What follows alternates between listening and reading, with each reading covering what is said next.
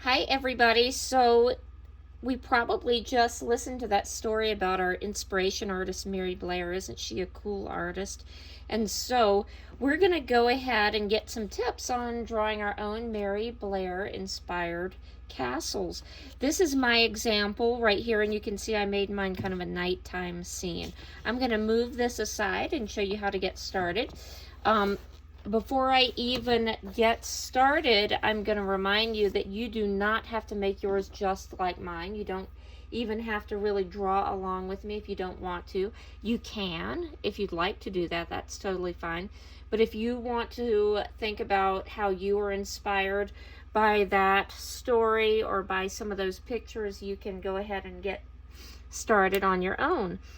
But here's how we're going to go ahead and get started. I'm going to think about just these very basic shapes to start out. And you can see I turned my paper landscape, but you can turn it the other direction if you prefer. So I'm just going to start at the edge, and we're just going to draw some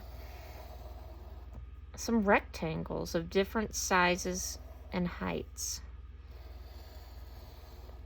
And I might be going a little bit fast if you are trying to follow along. But remember, yours does not have to come out exactly like mine. You can see my lines aren't perfectly straight either. That's absolutely fine too. If you really want them to be straight, you're welcome to use a ruler or some kind of straight edge.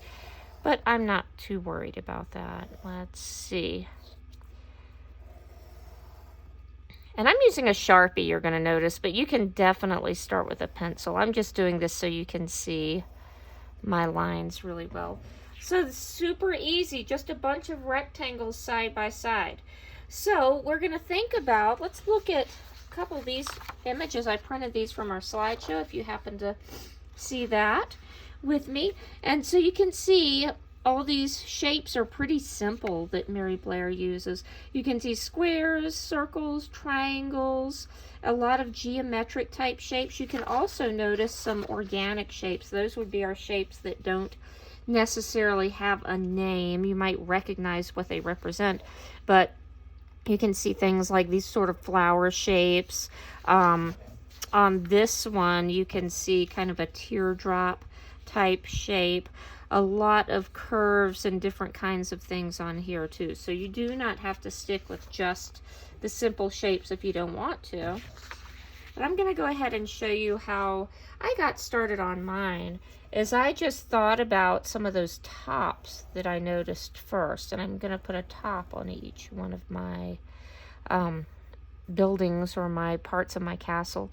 Let's see, and I know that there were some sort of dome shapes or sort of curved half circle type shapes. I noticed that some of these had multiple triangles on them. This one has 2 triangles. There's actually a little circle up there. You can't see it. My printer made it a little dark, but you can see how that is. So I'm going to put a little dot here to divide this into 2 sections, and then I'm going to put a triangle on each one. Remember, we don't have to make things perfect. Let's see. Let's put another one of those domes up here. That one's kind of high, so we don't have room for anything too tall. And let's see. I'm going to put kind of a tall triangle here. And let's see. I think I'll put 3 triangles here. I'm just going to start in the center.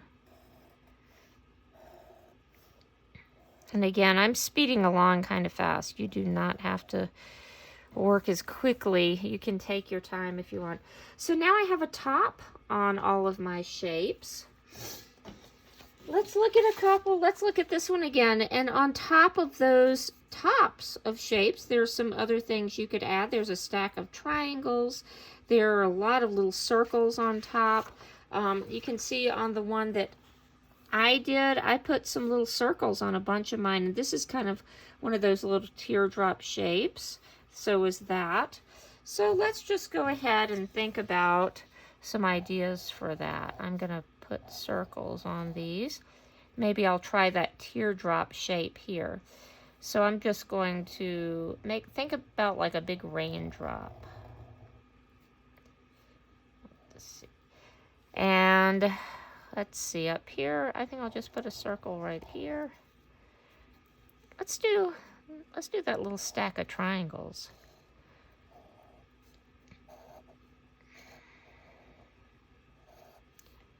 Mine kind of got bigger as they went up, didn't they? I didn't do that on purpose, but I'm not worried about it. Some circles, maybe here. And let's see, is there something different? Ooh, I think I'm going to do a circle with a triangle on top, just to have this one a little bit different. All right, it's starting to get a little bit more interesting, isn't it?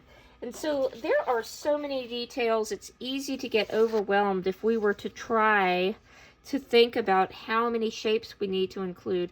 But if we take our time and divide it into sections and just put some really simple shapes, you can come up with something really interesting and detailed. If I divide this one into a smaller section, and I noticed a lot of diamond shapes on the artwork that we looked at, so I could put some diamond shapes here too. And some of those diamonds had circles inside. We're adding a lot of repetition too, repeating our shapes, and that's going to also give some unity. That means everything kind of goes together in our artwork. You can add some different stripes. At this point, if you want to just go ahead and start thinking about adding your own shapes and designs, that would be awesome. If you want to add some kind of a doorway, maybe we want to have a couple of doorways, different ways to get into this castle. And they don't have to be this shape either. But just different kinds of patterns, lines, designs. I saw some squares that had lines through them to turn them into triangles. Let's have another quick look at mine too, which is a little bit simpler than Mary Blair's. And you can see some of the ideas that I had. So this little shape like here, like a little windmill shape, you could add something like that. I'm going to show you very quickly that, just in case you want to try that out. You can probably look at it and figure that one out, but we'll go ahead and do that. But lots of just simple circles, diamonds, squares. This one was just a square that had an X in it, and then some little circles. There's sort of a tulip shape, kind of a little flower shape if you want. So you might come up with your own as well. So let's think about that little windmill shape. If I wanted to put it right here on the front of this one, I'm going to start with a little circle. And then it's kind of like a triangle with the tip off of it. So I did the top and the bottom first. And then I'm going to do the sides. So that's kind of an interesting shape too. Lots of possibilities here, guys. I am super excited to see yours, and don't forget about your bright colors that you'd like to add. You can put any kind of colors together that you want. I am excited to see what you create.